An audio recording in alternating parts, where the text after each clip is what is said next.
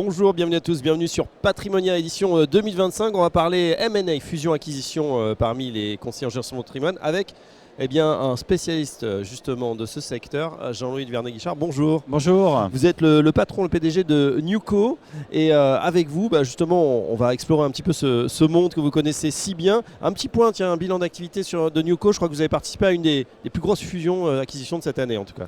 Exactement, donc Newco, on est des spécialistes du M&A pour les institutions financières, les services financiers. Et cette année, on a eu la chance d'accompagner Diosiassi dans le cadre de son LBO avec Ardian. Donc Une opération à 4,8 milliards, une des plus grosses opérations de l'année. Donc l'année a très bien commencé.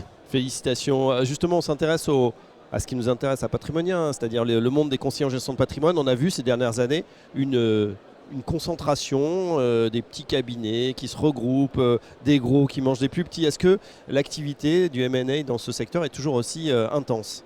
Ah oui, tout à fait. Beaucoup d'opérations en ce moment, des opérations assez emblématiques parmi les plus grosses plateformes de consolidation et d'autres opérations qui se préparent. On voit que la concentration continue.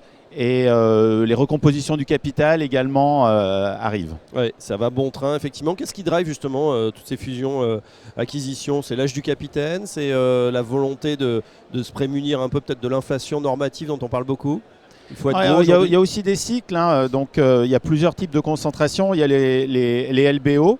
Donc les LBO, il y en a beaucoup qui se sont faits il y a 3-4 ans. Donc on arrive à la fin des périodes d'investissement des fonds. Donc il y a certaines opérations qui se recomposent. On a eu Cara, on a eu Patrimofi, on a 2 opérations emblématiques en ce moment qui sont en cours sur le marché et d'autres qui arrivent dans les prochains mois.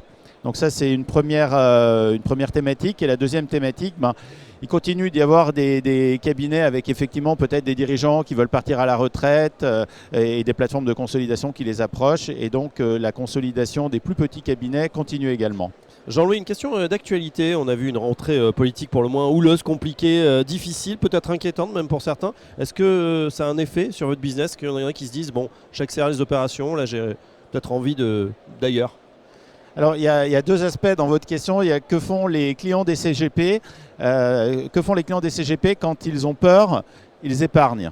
Oui. Et quand ils ont peur, ils s'assurent. Donc, l'activité des services financiers est toujours soutenue. L'activité des CGP, des courtiers d'assurance. Donc, ça, c'est positif sur le business.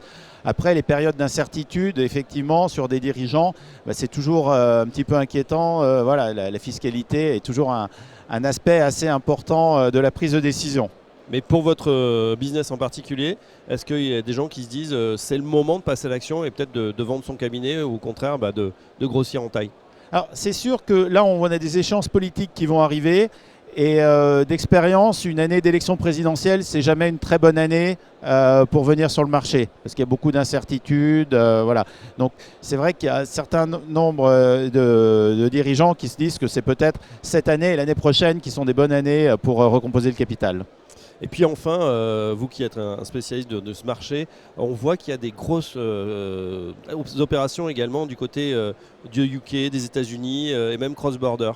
Oui, alors ça c'est très intéressant, c'est vraiment une caractéristique de cette année. On a vu des transactions très emblématiques comme le rapprochement Corian, Stanhope, Stonehage, Fleming, donc pour créer un géant à 450 milliards d'encours sous gestion. 450 milliards. Oui, c'est énorme. Alors c'est de la gestion de patrimoine et puis aussi des actifs supervisés. Donc voilà. Mais quand même, c'est très intéressant de voir que cette consolidation, elle devient mondiale en fait, avec potentiellement un jour des acteurs qui seront capables d'intervenir des États-Unis jusqu'à la France, le UK. Donc c'est très positif et ces acteurs-là commencent à regarder des opportunités en France. Le développement en Europe de l'Ouest fait partie de la stratégie. On en sait un petit peu plus sur cette recomposition du paysage, en tout cas toujours très actif du côté de la fusion-acquisition sur les CGP. Merci Jean-Louis Vernet-Guichard pour votre éclairage et à très bientôt sur Profession CGP. Merci beaucoup, merci, au revoir.